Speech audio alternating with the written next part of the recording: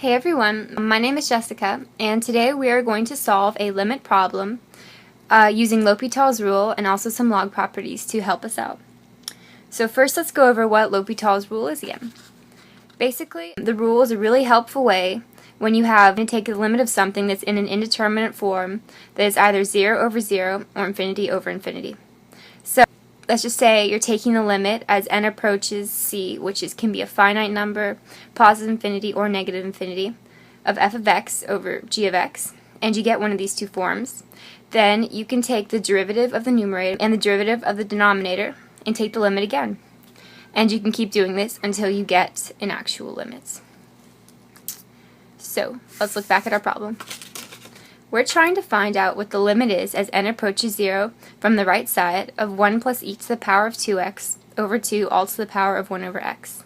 Right away you see that you have your two functions. You have e to the 2x and 1 over x out here, but they're not really in that f of x over g of x form that we're looking for, so that might lead to some problems. Let's just go ahead and say that y of x equals 1 plus e to the power of 2x over 2 to the power of 1 over x. And if we just took the limit as it is right now, so limit as n approaches 0 from the right side of y of x, what does this equal? Well, if we put a 0 in here, e to the power of 0 is 1, and 1 plus 1 is 2, 2 over 2 is 1. We put a 0 in here, and we get 1 over 0. And this is indeterminate form, but it is not 0 over 0 or infinity over infinity. So we can't use L'Hopital's rule on it.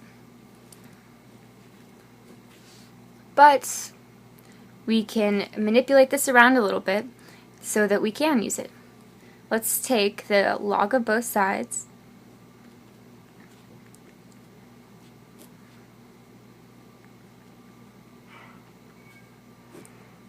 just like this. And by doing this, we can bring this 1 over x out in front. So we can say ln of y of x equals 1 plus e to the power of 2x over 2 all over x. Whoops, ln. Just like that. And if we took the limit of this, let's see what happens. The limit as n approaches 0 from the right side of ln of y of x equals, if we put a 0 in right here, then we would get 1 plus 1 over 2 is 1, and ln of 1 is 0. And if we put a 0 in here, that would just be 0.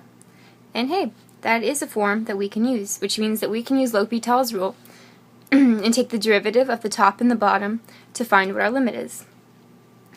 So, let's take the derivative. The limit as n approaches 0 from the positive side of ln of y of x is going to equal, well first, before we do that, we should rewrite this a little bit so it's easier to take the derivative. So we could just say that, we can break this up to ln of 1 plus e to the power of 2x minus ln of 2. Now we have a constant, which will go away when we take the derivative, over x. So now let's take the limit.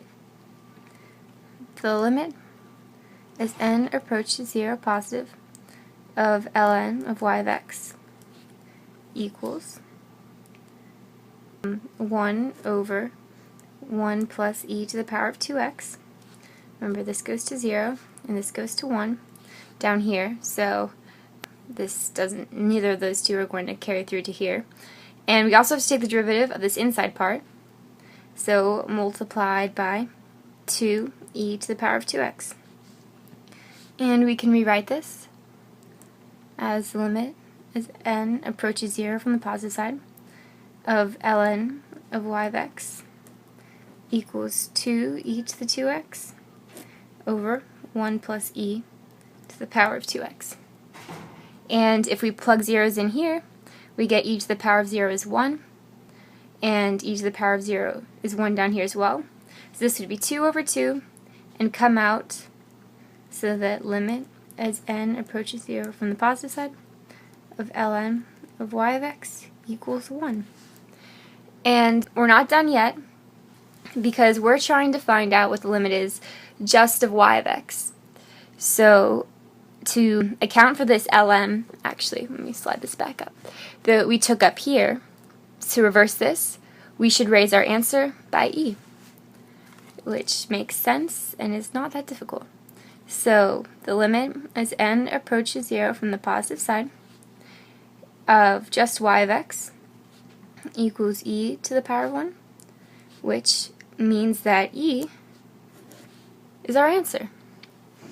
And I hope that that made sense, and good luck.